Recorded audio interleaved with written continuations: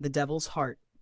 The moonlight cast eerie shadows over the empty streets of Seoul, where fear often traveled faster than whispers. In the darkest corners of the city, a name ruled above all: Jeon Jungkook. Feared, revered, and shrouded in mystery, he was the Underworld Don, the youngest in history to claim such power. His eyes held the weight of blood spilled and empires built from ashes. The world saw him as a phantom cloaked in black silk and shadows, whose hands were laced with sin. But even the devil can have a heart, and his heart had already found its beat, in the soft presence of a girl who didn't even know who he truly was. She lived quietly, tucked in a modest neighborhood lined with flower stalls and tea houses. Her name wasn't on anyone's lips like his, but in his mind it was carved into stone. She was innocent, painfully so. A lover of books, cats, and spring rain, she taught kindergarten and lived with her widowed aunt. She had never seen a gun, never felt danger clawing at her throat, and never crossed the line between the world of sunlight and the world Jungkook ruled. He saw her first on a rain-washed afternoon, shielding a kitten with her umbrella. He was just passing through, his convoy parked a few blocks away. For reasons he couldn't explain, he stopped and watched her. Not because she was the most beautiful girl he'd ever seen, but because she was the first thing he'd seen in years that looked untouched by darkness. From that moment, he kept watching. His men didn't understand why their ruthless boss would sit in an armored car to watch a girl pour milk into a stray cat's bowl. But no one questioned the Don.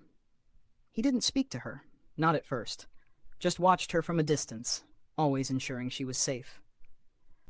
When a group of local thugs tried to snatch her purse one evening, Jungkook appeared like a ghost. She never saw the fight, only heard the grunts and cries behind her. By the time she turned, her attackers were unconscious on the ground, and a tall man with obsidian eyes handed her the bag silently. "You should be more careful," he said before disappearing into the night. She didn't know his name, but after that he kept appearing, silent, stoic, and oddly protective. She started to call him her mysterious savior in her journal. He, in turn, began visiting her more frequently, each meeting subtle and fleeting. He would leave jasmine tea by her door, return her broken bicycle repaired, and once left a book she mentioned at the library but couldn't afford. Curiosity grew between them, tender and slow. One day, she finally asked, "Why do you always help me?" Jungkook didn't know how to answer. "Because you make me feel human."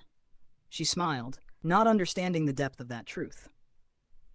The real Jungkook lived in a fortress, guarded by men in black suits and automatic weapons. He dealt with betrayal, vengeance, blood deals, and dirty money, but none of that world ever touched her. She lived in a golden bubble he crafted for her, invisible to her but impenetrable to his enemies, until it shattered. His enemies found out. They didn't know who she was, only that she meant something to the Don. One night, she was taken. By the time Jungkook received the message, his knuckles were white around a wine glass that shattered in his palm. The city burned that night. He found her bound in an abandoned warehouse, bruised but alive. His men wiped out the ones responsible, but Jungkook didn't let them die quickly. No one touched what was his. She saw him that night for who he really was, blood on his hands, rage in his eyes, the mask torn off. "You kill people," she whispered, terrified. He didn't deny it. "I would kill the world if it meant keeping you safe." Her tears spilled then, not because she hated him, but because she didn't understand how someone so dangerous could love her so deeply. "I'm not like you," she said. "I'm not strong enough for this world." His voice broke as he replied, "I never wanted you in my world.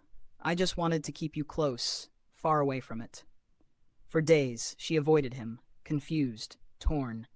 But her heart missed him, the gentle man who brought her books, who listened to her talk about stars, who watched her like she was the last bit of light in his dark sky. She returned to him, not because she accepted the violence, but because she accepted him. "You don't have to be the devil around me," she told him. "I just want the man who remembers how I like my tea." Jungkook changed after that. Not completely, but enough. The empire still ran, his enemies still fell, but he built a separate world for her, a hidden home on a mountainside, away from blood and bullets. She lived there peacefully, and he visited her like a forbidden dream, leaving the monster at the door. Eventually, he married her in a quiet ceremony under cherry blossoms.